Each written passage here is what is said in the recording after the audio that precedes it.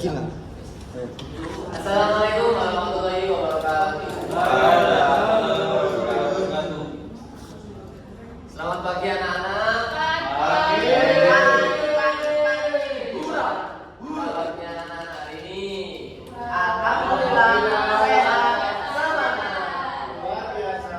Saya rasa anak-anak sudah mengalami kelelahan yang luar biasa. Oh iya, jelas Pak.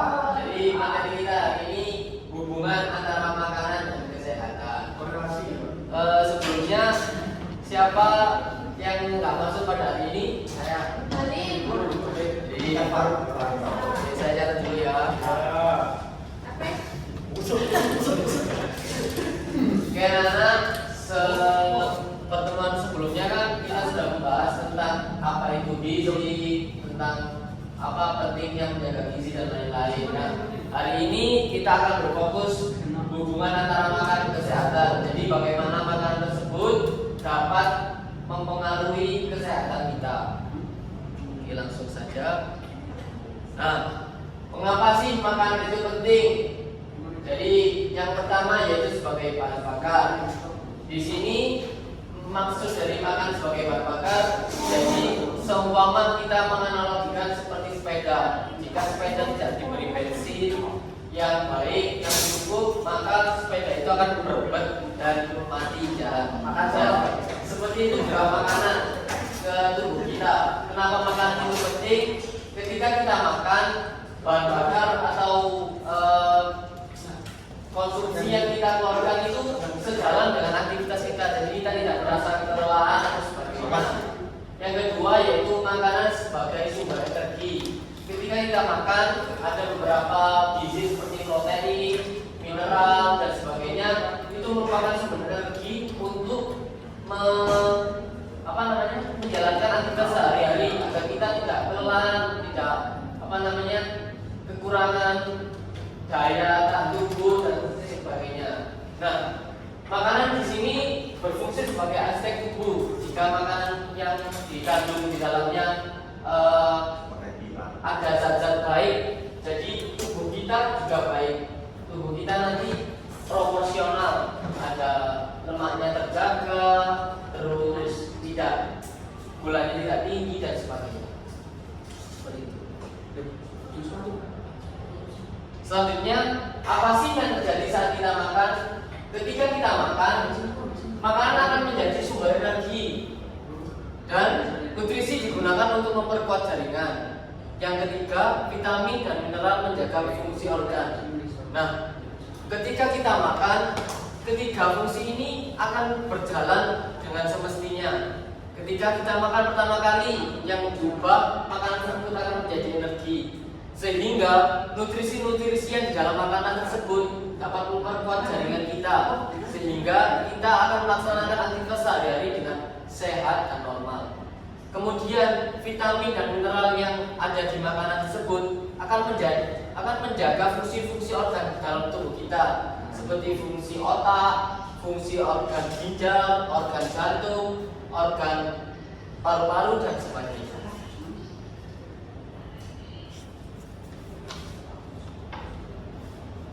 Nah, nutrisi utama dan fungsinya. Di sini ada karbohidrat.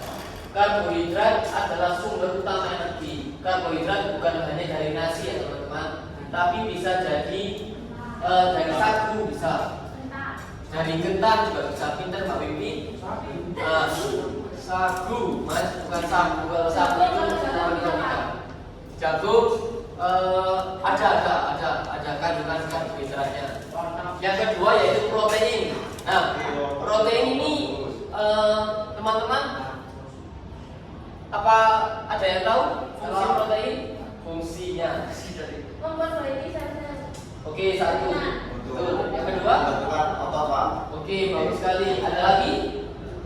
Betul. Nah, protein ini bukan hanya untuk membentuk otot ya teman-teman, tapi untuk pertumbuhan dan perbaikan. Ketika kita melakukan olahraga, benar katanya Mas Janda tadi, ketika kita merusak otot, protein inilah yang akan memperbaiki otot yang rusak tersebut untuk menjadi lebih kuat dan lebih besar. Jadi seperti itu. Protein ini bisa diambil dari hewani dan nabati. Kalau hewani ya dari alami, dari ayam, dari sapi. Kalau nabati dari banyak lah. Nah, vitamin dan mineral. Vitamin ini ada A, B dan sebagainya. Itu mendukung berbagai fungsi tubuh dan mencegah kekurangan. Jadi ketika kita tercukupi, tubuh kita merasa terhidrasi. Seperti itu. Nah, yang keempat yaitu lemak. Lemak di sini bukan yang lemak jahat ya teman-teman, tapi lemak sehat, lemak baik. Nah, lemak di sini penting untuk energi dan fungsi sel. Ketika kita mengkonsumsi lemak yang sehat dalam jumlah atau kadar yang tepat, kita akan menggunakan lemak ini sebagai energi tambahan dan fungsi. Fungsi sel kita akan bekerja secara optimal.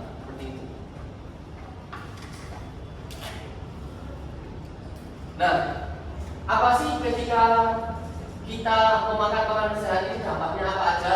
Yang pertama, tubuh lebih kuat dan bertenaga. Kita merasa lebih strong, lebih fokus, lebih tidak gampang terkontaminasi oleh penyakit. Ketika kita menjaga makanan yang sehat, otomatis tubuh kita akan lebih kuat dan bertenaga, mengurangi resiko penyakit kronis seperti penyakit jantung dan diabetes. Yang kedua yaitu mudah fokus saat belajar. Ketika kita makan makanan sehat, tercukupi oleh makanan sehat, kita akan menjaga kefokusan otak kita dalam belajar. Kita tidak linglung atau tidak terganggu oleh hal yang lain karena perut kita sudah penuh oleh makanan yang sehat seperti itu. Nah, selanjutnya ketika kita makan yang sehat, tidur kita juga lebih nyenyak teman-teman. Jadi tubuh akan bekerja lebih efisien serta makanan yang ada di tubuh kita akan menjaga organ-organ kita untuk tetap sehat dan bugar. Seperti itu.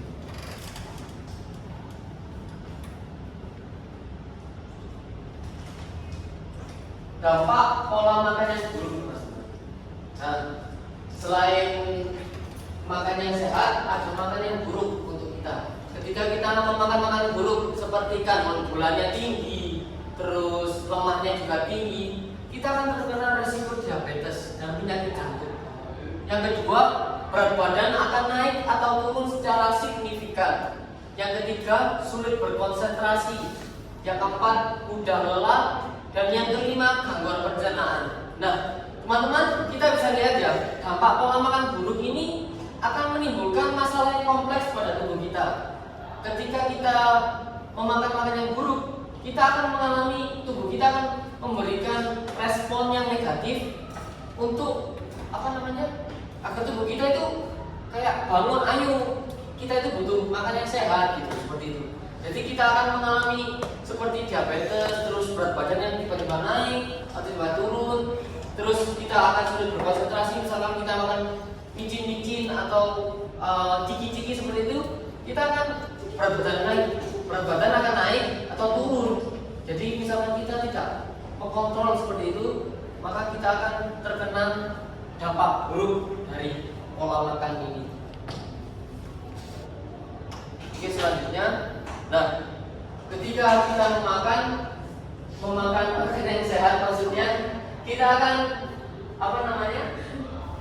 akan juga harus ketika kita makan, maka kita akan bersinambungan dengan aktivitas fisik yang terjaga. Nah, hubungan makanan dan aktivitas fisik di sini, makanan akan berfungsi sebagai satu, yaitu tenaga. Ketika kita mengeluarkan tenaga fisik atau latihan itu, makanan adalah sumber tenaga yang baik. Jadi ketika kita makan, makanan akan menjadi sumber untuk kita melakukan aktivitas fisik seperti itu. Yang kedua, ketika kita makan yang sehat, recovery kita akan lebih cepat dan lebih optimal.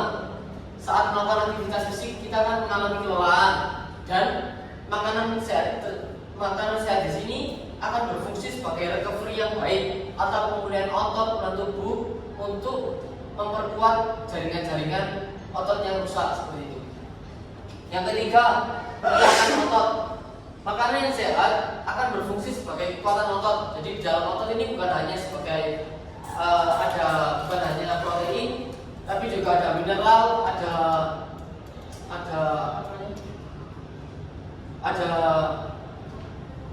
dendel dan sebagainya, seperti itu.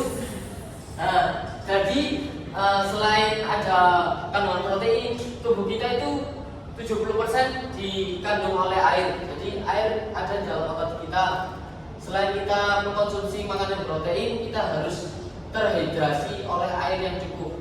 Nah, yang keempat, makanan dan aktivitas makanan yang baik akan mempengaruhi nafas dan stamina kita. Stamina kita akan tetap bugar, kita akan tetap fokus, VO2 kita akan meningkat seperti itu.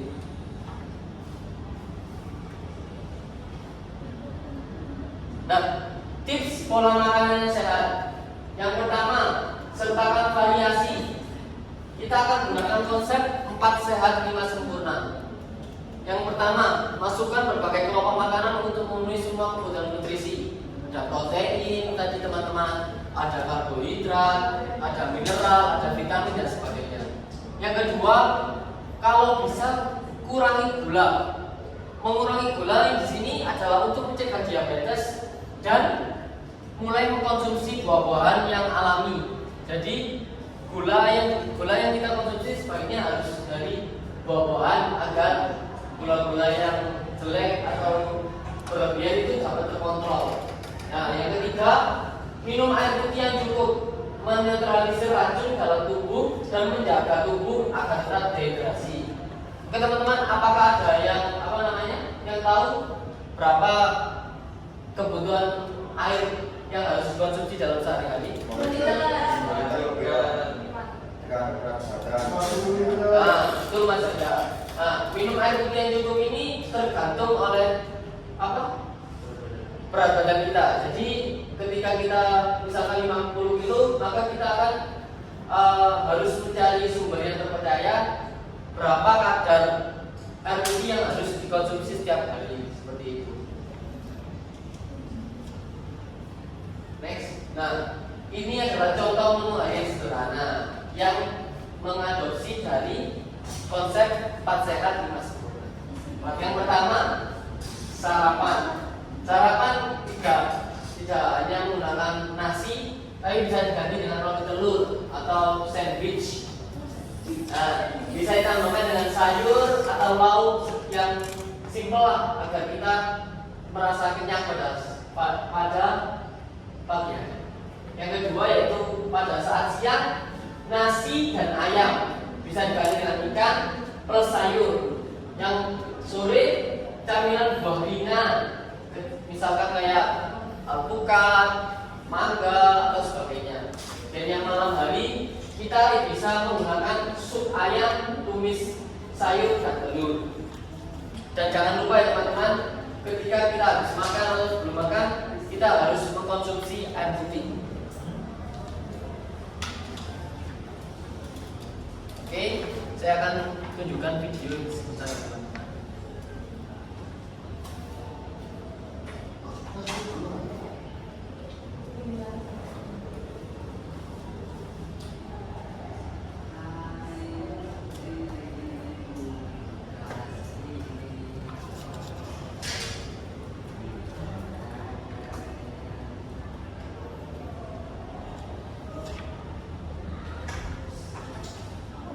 Nah, seperti ini.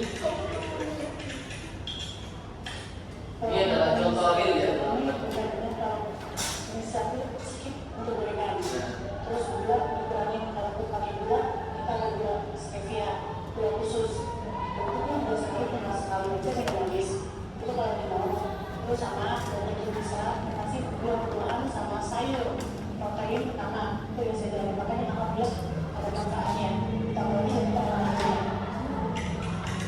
Oke teman-teman, kita bisa lihat kondisi di sini bahwa ketika kita memakan makanan yang buruk seperti gorengan, terus seperti gula yang tinggi, maka kita akan mengalami kenaikan tubuh yang secara drastis dan tidak terkontrol. Jadi kita harus mengontrol makanan kita agar kita menjaga berat tubuh kita yang ideal seperti apa yang kita mau, seperti itu. dan jangan lupa diimbangi oleh olahraga. Oke anak-anak, apakah ada yang ditanyakan? Sudah.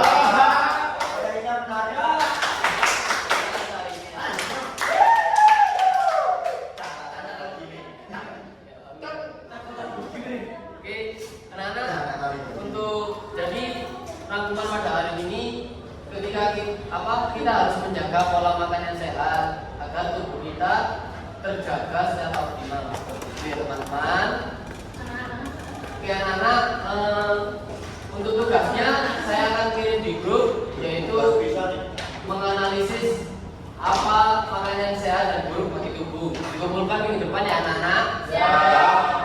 Oke, sebelum kita mengakhiri pertemuan pada hari ini, alangkah baiknya kita berdoa agar ilmu yang kita dapatkan dapat bermanfaat. Berdoa, mulai.